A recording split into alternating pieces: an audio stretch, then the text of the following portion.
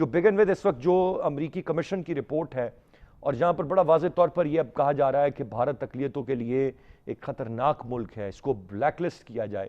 اور یہ امریکہ کے کمیشن سے یہ رپورٹ آ رہی ہے، آپ سمجھتے ہیں کہ اب عالمی دنیا بھی اس بات کا اعتراف کر رہی ہے جو پاکستان کا موقف رہا، جو ہم کہتے آئے کہ وہاں پر ظلم ہو رہا ہے، جو وہاں کی اقلیتیں ہیں ان کی سنوائی اب بنیادی طور پر کیا ہم کہہ سکتے ہیں کہ عالمی سطح پر بھی کہیں ہو رہی ہے یا ان کی حمایت میں کہیں آواز اٹھ رہی؟ بڑا انہوں نے کمیشن کی رپورٹ کا جہاں تک تعلق ہے انہوں نے تو بڑا واضح طور پہ اور ہر چیز پہ تبصرہ کیا ہے، جو کچھ بھی ہم خود بھی اعتراض کرتے رہے یا وہاں کے مسلمان اس کے اوپر احتجاج کرتے ہیں. لیکن آپ دیکھیے کہ کشمیر میں جو کچھ ہو رہا ہے اور جو کچھ ہوتا رہا اس کو تو بہت عرصے سے ہو رہا ہے، لیکن اس پہ کبھی بات چیت نہیں کی، حالانکہ وہ ایک متنازع علاقہ تھا اور اس پہ اوپر بات کرنا کوئی اتنا مسئلہ نہیں تھا. یونائٹڈ نیشن کی قراردادیں موجود ہیں. تو بات تو وہی ہے کہ آج جب ایک کمیشن یہ کہہ رہا ہے تو دیکھنا یہ ہوگا کہ کیا حکومتی سطح پہ، سرکاری سطح پہ، کیا امریکن گورنمنٹ جو اسٹیٹ ڈپارٹمنٹ ہے وہ بھی سینسٹائز ہوتا ہے، جو ریکمنڈیشنز موجود ہیں کیا وہ ان پہ عمل کرتے ہیں. آج اس رپورٹ میں کچھ ریکمنڈیشنز موجود ہیں اور ریکمنڈیشنز پہ اگر عمل ہوتا ہے تو پھر آپ یہ سمجھیے کہ یہ واقعی ہم امریکن گورنمنٹ اس معاملے میں سیریس ہے، جو مجھے نہیں لگتا. دوسری بات یہ ہے کہ جب آپ اقلیتوں کے ساتھ اس طرح کا رویہ رکھتے ہیں تو اس میں دو چیزیں، ایک تو یونائٹڈ نیشن کی جو ہیومن رائٹس کی آرگنائزیشن ہے اس کے اعتراضات موجود ہیں، ان کی رپورٹیں موجود ہیں، دوسری طرف یہ یونائٹڈ نیشن کے چارٹر کی وائلیشن ہے. کیا یونائٹڈ نیشن اس کا نوٹس لے گی؟ کیا یہ طاقتیں جو ہیں یہ اس ایشو کو یونائٹڈ نیشن میں لے کے جائیں گی کہ انڈیا کو کنفرنٹ کیا جا سکے، انڈیا کو کٹہرے میں لایا جائے کہ جناب آپ کر کیا رہے ہیں؟ بات یہ ہے کہ آپ بڑی سمپل سی ایک مثال ذہن میں رکھیے کہ مودی وہی شخص ہے جس نے گجرات میں 2000 لوگوں کو مروایا اور اس کو ایک ٹیررسٹ ڈکلیئر کر کے مغربی دنیا نے اس کا داخلہ بند کیا ہوا تھا.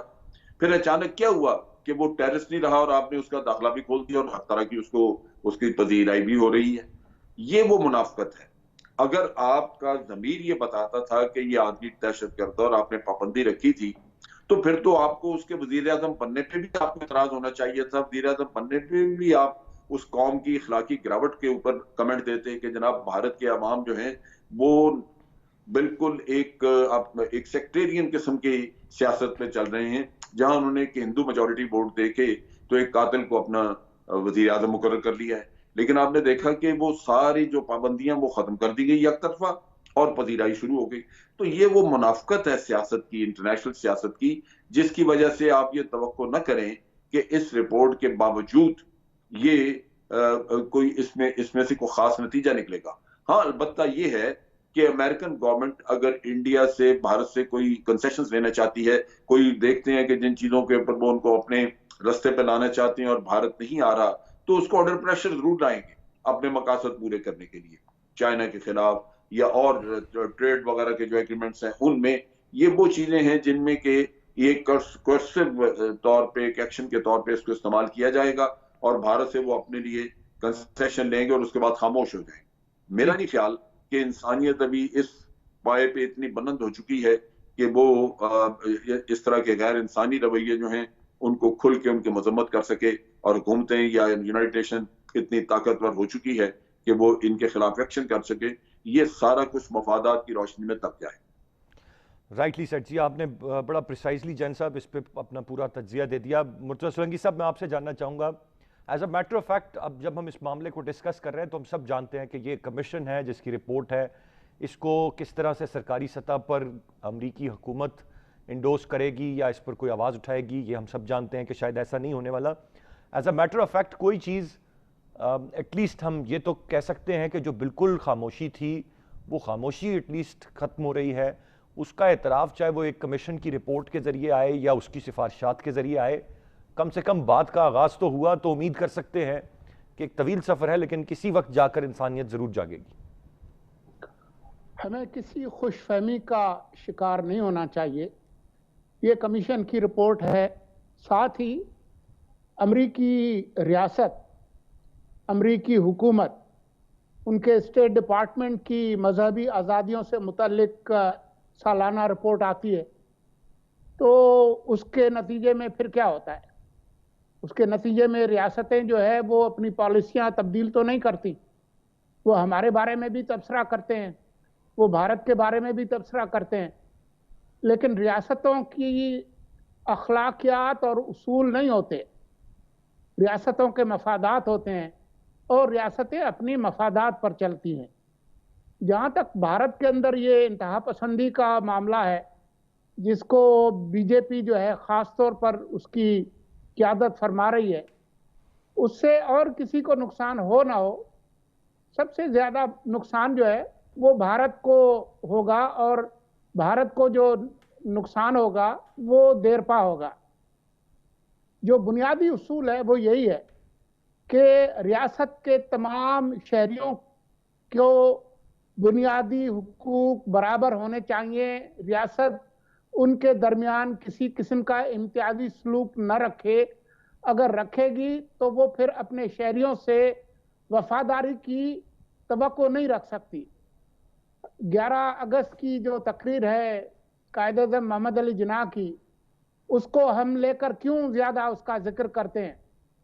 کیونکہ اس میں بھی اسی اصول کی بات کی گئی تھی، جی اور جب ہم خود اس اصول سے ہٹے ہیں تو اس کے نتائج آج بھگت رہے ہیں اور شاید آئندہ بھی بھگتیں گے۔ بھارت کے اندر جو سیکولرزم کے نام پر ریاست قائم کی گئی، اب تو آپ نے خود دیکھا ہے کہ بی جے پی کے جو سینئر لیڈرز ہیں وہ بین الاقوامی میڈیا کے لوگوں سے کہتے ہیں کہ جی ریاست کے اندر جو ہے وہ تمام شہریوں کو حقوق برابر نہیں ہے،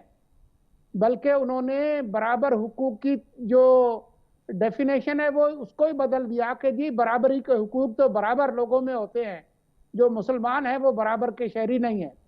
تو یہ وہ تباہی کا راستہ ہے جس پہ بھارت چل پڑا ہے۔ ابھی تو یہ بات ہے کہ جی جو بھارت ہے وہ صرف ہندوؤں کی ریاست ہوگی،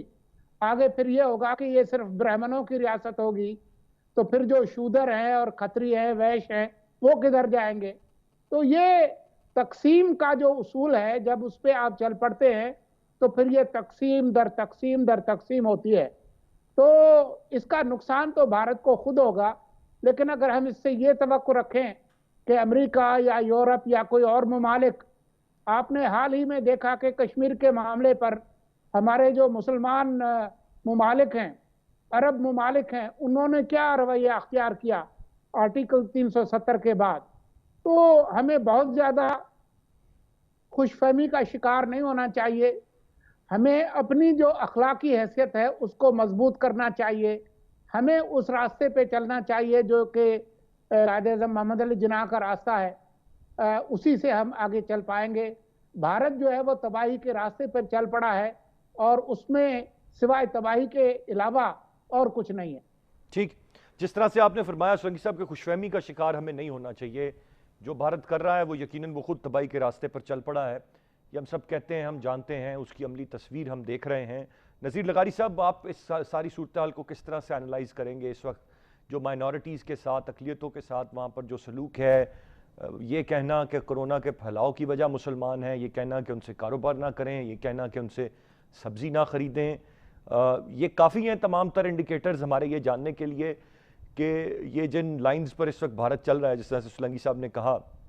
کہ کافی ہے اس کی تباہی کے لیے۔ اور جو یہ رپورٹ ہے جس کا ہم ذکر کر رہے ہیں امریکی کمیشن کی، جہاں پر کچھ سفارشات ہیں، یا اگر کوئی اور عالمی ادارہ یا عالمی سطح پر کوئی بات آتی ہے تو اس پر ہمیں بہت زیادہ خوش فہمی کا شکار نہیں ہونا چاہیے، جس طرح سے کہا گیا، کیونکہ جو کنٹری ٹو کنٹری کانٹیکٹ ہے وہ اس میں اخلاقیات اور تمام تر چیزیں یہ معنی نہیں رکھتی۔ دیکھیں، بعض دفعہ صورتحال ایسی ہو جاتی ہے کہ دنیا کو اس طرف توجہ دینی پڑتی ہے۔ دنیا نے بہت لاپرواہی برتی کہ بھارت کے جو اقدامات تھے، عالمی برادری اس کی مذمت نہیں کر رہی تھی، اسلامی برادری تو کاروبار کے تصور میں تھی کہ جناب بھارت کے ساتھ ہم نے کاروبار کرنا ہے، اس لیے ہمیں کیا پڑی ہے کہ ہم وہاں کے مسلمانوں یا کشمیریوں یا پاکستان کی جو تشویش ہے اس کو خاطر میں لائیں۔ لیکن ایک فطرت کا عمل ہوتا ہے،